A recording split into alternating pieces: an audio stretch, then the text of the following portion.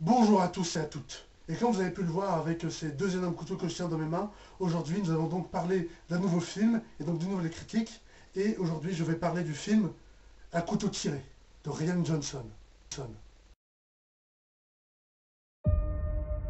I'm Detective Lieutenant Elliot, and this is Trooper Wagner. We just want to ask a few questions. We understand the night of his demise, the family have gathered to celebrate your father's 85th birthday.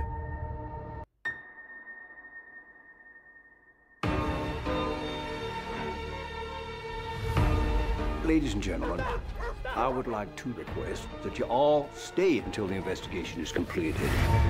Gonna dance, gonna fly, I'll take a chance, ride high. Before my number's up, I'm gonna fill my cup, I'm gonna live.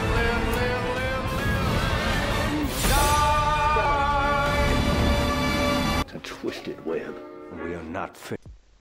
Donc Un couteau tiré, c'est le nouveau film de Rian Johnson, qui est le précédent réalisateur du dernier Star Wars épisode 8, sorti en 2017, que j'avais adoré, hein. C'était un de mes films préférés de 2017, et c'est aussi mon Star Wars préféré. Ah oui, je vais faire toute la critique avec ses couteaux, hein. Bah, le film s'appelle Un couteau tiré, hein, on en profite, hein.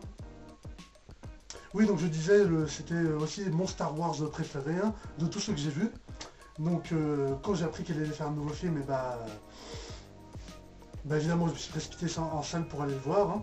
D'ailleurs j'ai pas vu beaucoup d'affiches du film, hein. Le film a été assez mal vendu, hein. J'ai pas vu la bande-annonce dans les cinémas, j'ai même pas vu sur internet les affiches des films, du film. Je les ai vues que dans les cinémas justement, j'en ai vu aucune dans le métro ou dans le bus. Voilà, donc ça fera pas beaucoup d'entrées, hein, à mon avis, avec aussi peu de promotion. Même si le film, je suis allé le voir au UGC Les Halles, le film est projeté dans la plus grande salle des Halles, hein. Donc voilà, je sais pas, hein, peut-être que ça fera plusieurs entrées quand même, évidemment que ça va en faire, mais avec aussi peu de médiatisation, ça m'étonne. Et à mon avis, si on l'a mis dans la grande salle aux Halles, c'est pour le casting du film, qui est incroyable. Dans le film, t'as Daniel Craig, alias James Bond. T'as le petit garçon qui joue le rôle... Enfin, t'as le garçon qui joue le rôle de Billy dans les deux films ça. J'ai oublié son prénom, désolé, voilà son nom ici tout de suite. T'as Christopher Plummer, Toni Collette. T'as Michael Shannon, alias Zod de Man of Steel. Et Captain America. Non mais c'est quoi ce casting là? On est où? C'est un casting encore plus dément que dans Once Upon a Time in Hollywood. Parce que dans Once Upon a Time in Hollywood, à part DiCaprio, Brad Pitt et Margot Robbie, toutes les autres personnes qu'on a annoncées dans le film, elles font juste des caméos de 2-3 minutes, hein. Là, tous les acteurs et les actrices que je viens de mentionner, ils jouent tous à full plein temps dans le film. Full plein temps. Avec dans le film aussi, on peut noter que joue aussi l'actrice Jenna Louise-Coleman de la série Doctor Who. Bon, c'est pas vrai du tout, hein, mais quand je l'ai vu au cinéma, la première chose à laquelle j'ai pensé, c'est Clara de Doctor Who, parce que l'actrice lui ressemble beaucoup. Donc c'est la première chose à laquelle j'ai pensé quand je l'ai vu. Le film se déroule dans une petite maison, principalement dans cette maison, où un célèbre auteur de romans policiers meurt, et la plupart des gens qui sont présents, à savoir sa famille, vont croire à un suicide. Mais au fur et à mesure du film, l'inspecteur, joué par Daniel Craig, Benoît Blanc, va commencer à avoir des doutes et des suspicions, et va se mettre à penser que le meurtre de cet écrivain n'était peut-être pas un suicide, mais un meurtre. Et donc tout le film, ça va justement être cette enquête pour essayer de voir si en effet il a été assassiné, et s'il a été assassiné par qui. Bah alors déjà, spoiler, hein, non. Non, mais en fait, vous savez quoi, c'est même pas un spoiler, parce que le film, après 20-30 minutes de film, on nous révèle ce qui s'est passé. Voilà. On nous révèle tout le mystère qu'il y a autour de la mort de cet écrivain. Dès le début du film, après 20-30 minutes, on sait qu'est-ce qui s'est passé et qui a fait quoi. Donc vous voyez, c'est même pas vraiment du spoil, vu que dès le début, on sait déjà la fin de l'histoire. Mais pas vraiment, parce que justement c'est ça la subtilité de ce film. Ça va pas justement être une enquête banale où on va essayer de trouver un meurtrier à la fin, vu que dès le début on sait ce qui s'est passé. Le film va plutôt du coup se mettre du côté de la personne justement qui a causé le meurtre de l'écrivain. Il va y avoir pendant tout ce film, ça va être le principal ressort de suspense et de tension du film. C'est justement le personnage, je vous dis pas qui c'est, qui pendant tout le film va essayer pas vraiment de cacher ce qu'elle a fait à la police, mais et de faire en sorte de ne pas se faire attraper par la police et du tout de ne pas aller en prison. Donc dans le film au final il y a bien une enquête, même si on sait au final qu'est-ce qui s'est passé. Mais justement tout le ressort de cette enquête, c'est que justement à chaque moment l'inspecteur peut justement découvrir que le meurtre a été fait par le personnage principal qu'on suit et qu'à tout moment elle risque d'être découverte. Et donc à chaque fois justement il essaie de s'y prendre pour cacher ses traces ou faire en sorte qu'on ne la reconnaisse pas et qu'on ne la trouve pas. Donc le principal ressort justement de suspense de ce film, c'est ça. Et c'est assez bien mené, c'est très bien mené, hein. Il y a vraiment de la tension et du suspense à propos justement de ce qui se passe, de ce personnage. On n'a vraiment pas envie qu'elle se fasse découvrir. Mais bon, même après tout ça, comme je vous l'ai dit, il y a quand même un petit mystère dans le film, hein.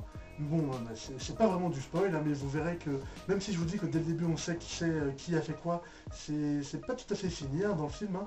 Et vous verrez qu'au fur et à mesure il y a d'autres révélations qui arrivent, d'autres mystères, d'autres questions qui vont se poser. Donc le film regorge quand même beaucoup de surprises, même après cette révélation au début du film.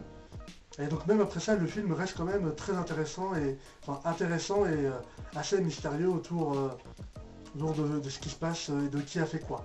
Et dans l'ensemble c'est très bien, c'est très bien mené, hein. Toutes les révélations qui se passent, ça passe aussi par le jeu des acteurs et des actrices évidemment qui est très bien, hein. Je trouvais qu'ils étaient tous très bien dans leur rôle. Notamment, bon, je vous dis pas dans quelle scène parce que ce serait vous spoiler un petit peu ce qui se passe et donc vous spoiler un petit peu le film, mais autant vous dire que le jeu des acteurs marche très bien et donc au niveau des révélations, des témoignages et tout ce qui se passe, et ça marche très bien, on y croit que davantage à tout ce mystère et à toute cette enquête qui est autour de ce film.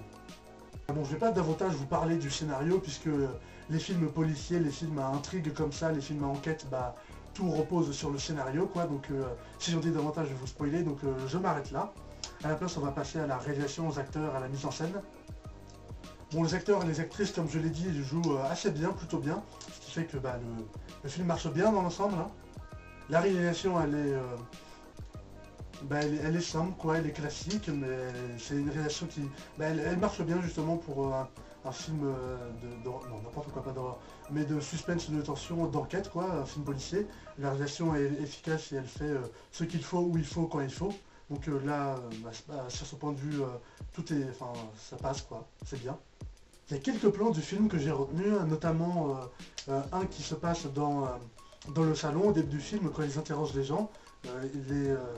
Les membres de la famille justement qui parlent, ils sont assis sur une chaise et juste derrière eux, à droite, c'est de ce côté-là, derrière eux il y a une immense, une espèce de vitrine de grillage avec plein de couteaux partout justement, et déjà c'est très beau, hein, c'est assez esthétique, et pour le film qui s'appelle Un couteau tiré, c'est pas...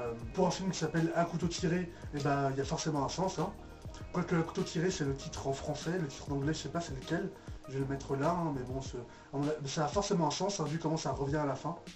Et dernière chose c'est l'humour. Le film a aussi beaucoup d'humour, de moments comiques qui marchent très bien.